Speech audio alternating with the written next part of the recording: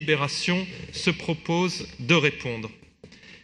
Et pourtant, malgré quelques propositions incongrues sur lesquelles je reviendrai, elle n'est pas loin d'y réussir. Notamment d'ailleurs parce qu'elle se contente sagement, cette délibération, d'atterrir sur la création d'un groupe de travail, laissant ainsi les choses assez ouvertes. Et je tiens à rappeler que les écologistes sont favorables à la déconcentration et à la subsidiarité, car la gestion de proximité permet d'améliorer la qualité et la réactivité du service public. Cependant, les écologistes sont dubitatifs sur les axes qui ont été assignés à ce groupe de travail. L'un de ces axes propose de réviser la charte des arrondissements, alors que simplement il suffirait de la faire appliquer. Il faut la renforcer, il faut lui donner une valeur contraignante, mais la modifier ne me paraît pas utile. En tout cas, cela risque de nous faire régresser. Par exemple, dans son chapitre 1, la charte indique que les maires d'arrondissement sont consultés préalablement à la nomination des chefs de service déconcentrés. Ce n'est quasiment jamais le cas. De même qu'ils sont informés de la nomination d'un responsable d'équipement, c'est quand même pas énorme de les en informer, eh bien c'est fréquemment pas le cas non plus. Donc voilà, c'est d'abord et avant tout ces dispositions qui, à notre sens, il faudrait faire valoir.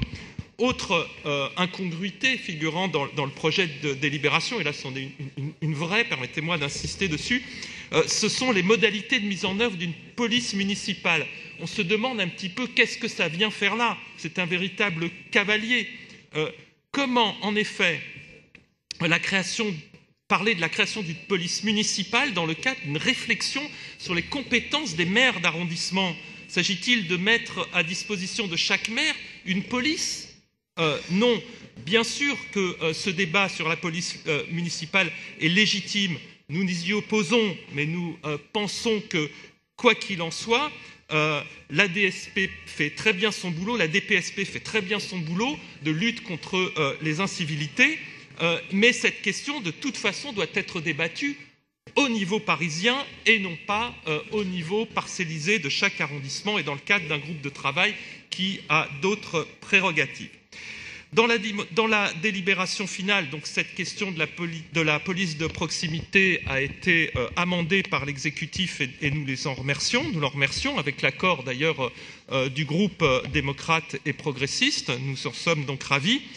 Par ailleurs, un autre axe d'inquiétude, nous nous opposons à l'individualisation en fonction des territoires des aides sociales. La politique sociale doit être pensée au niveau parisien, au risque d'accroître les inégalités sur l'ensemble de la capitale et puis de produire une espèce de déterminisme social encore plus marqué. Enfin, et je terminerai là-dessus... il faut finir, monsieur le maire. Une lacune, l'article 3 évoque la nécessaire déconcentration des ressources.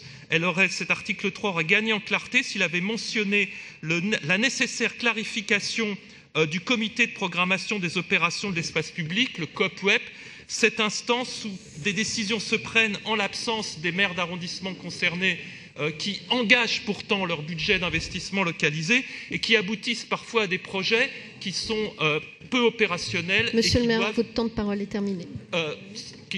Qui doivent avoir des compléments de financement pour pouvoir tenir vraiment les engagements qui ont été pris lorsqu'ils ont été initiés. Voilà, je m'arrête là. Malheureusement, j'aurais préféré un petit peu plus de temps de parole sur cette délibération. Oui, c'est la conférence d'organisation. Je crois que vous n'êtes pas le seul. Merci pour votre attention. Alors, je vous remercie.